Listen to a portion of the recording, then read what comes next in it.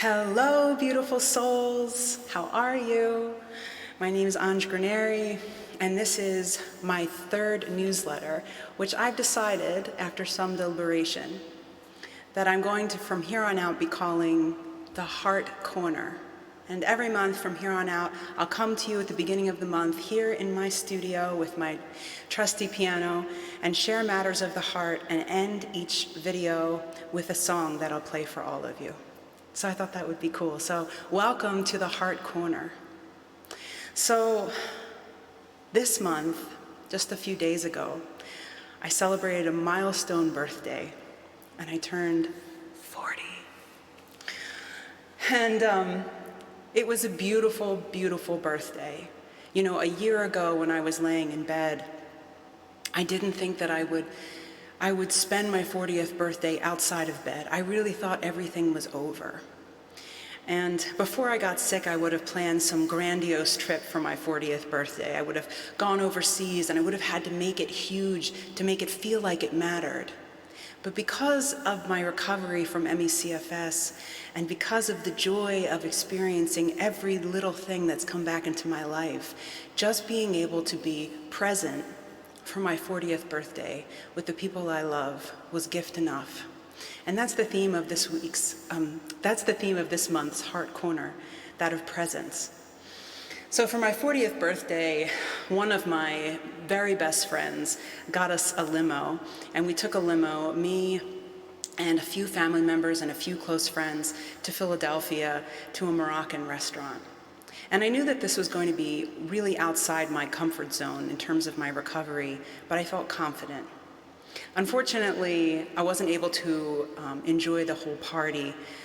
I got sick on the car ride up and started to flare, and by the time we got to the restaurant, I was quite sick, and I spent my whole party in a back room on a couch, unable to eat the food or participate. However, the back room and the couch was a gift itself.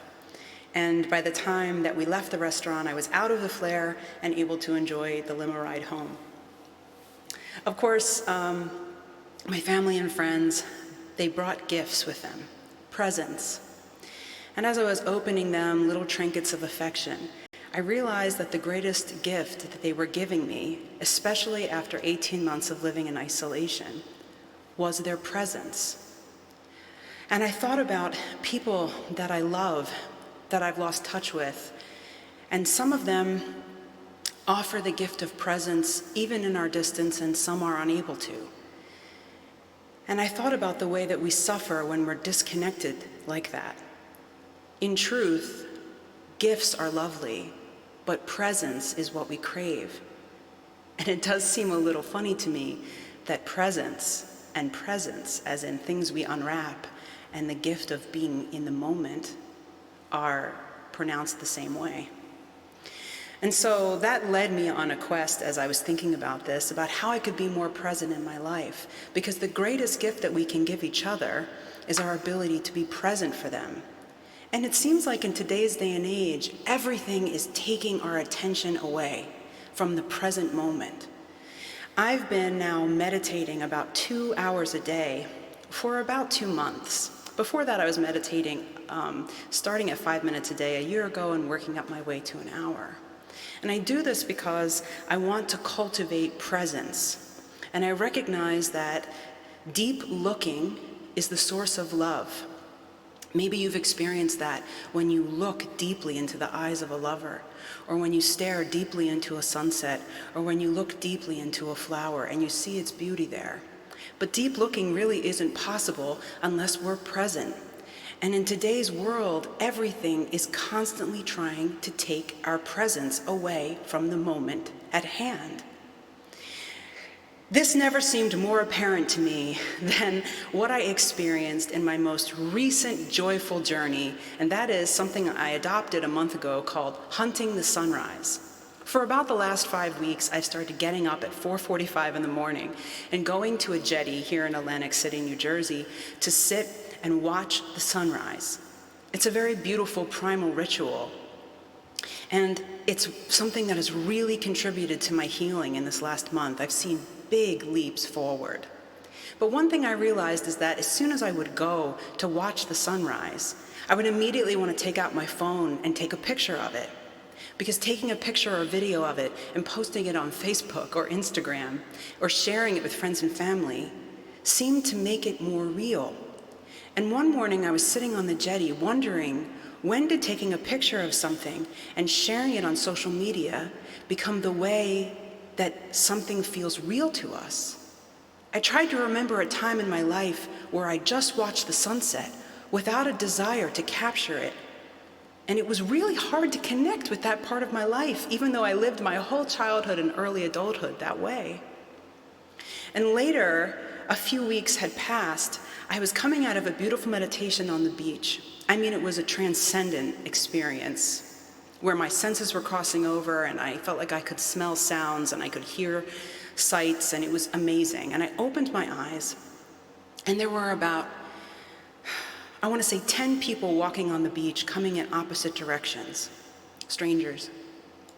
And there was a gorgeous sunrise, and all of them were looking down on their phone.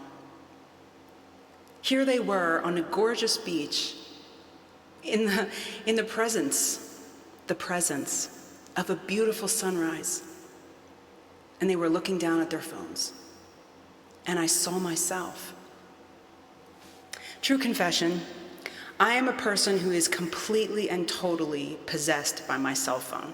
I use the word possessed not to sound like I'm mad, but to emphasize how bad the addiction is.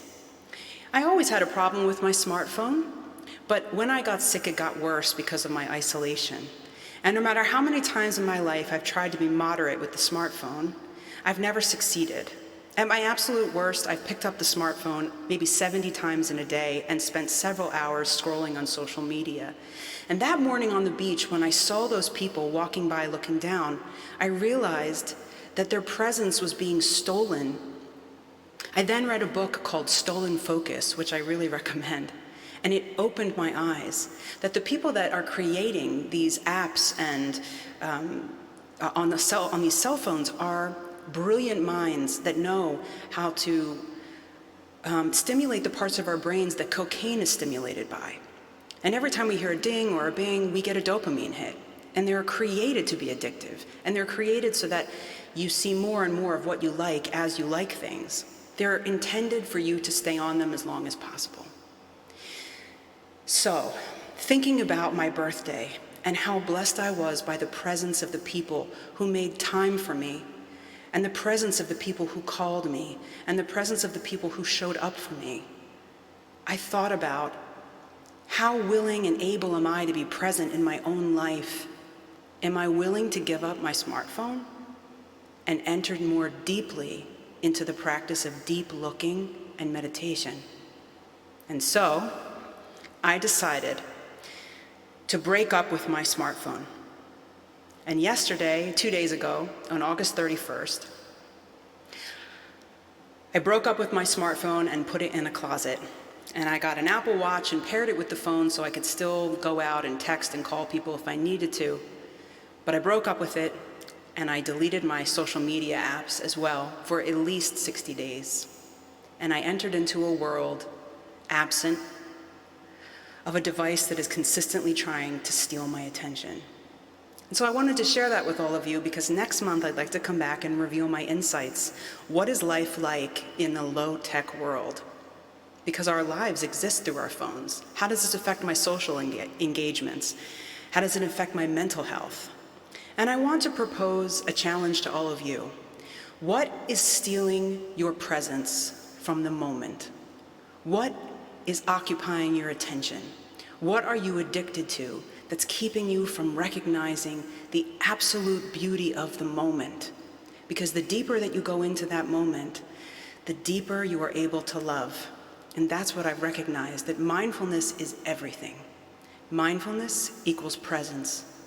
And being able to give your presence to the moment is to give love. And to give presence to another human being is how to love. Presence is everything. And so with that, I want to wish you all a beautiful, beautiful September. As we emerge from summer into fall, I hope your hearts remain open, and I look forward to seeing you all next month here on the Heart Corner.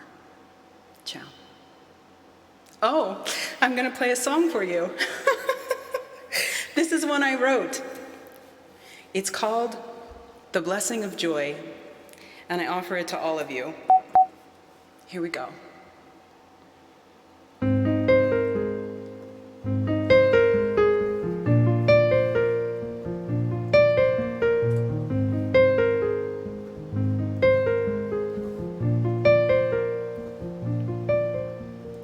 Look at the sunrise. You've never seen this one before. Look at the sunset. You've never seen this one before.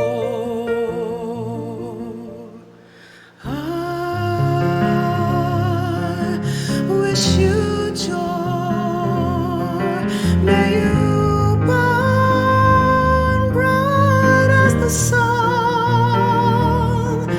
Ooh, I wish you joy. May you burn bright as the sun. For joy is what you are. Joy is what you are. You're a shooting star. Joy is what you are. You're a work of art, fearfully made. There's never been another you. There'll never be a you again. I wish you joy. May you burn bright as the sun. Ooh, I wish you joy. May you burn bright as the sun. With the light of joy, with the light of joy, with the light of joy, with the light of joy, with the light of joy, with the light of joy, with the light of joy. You're the light of joy.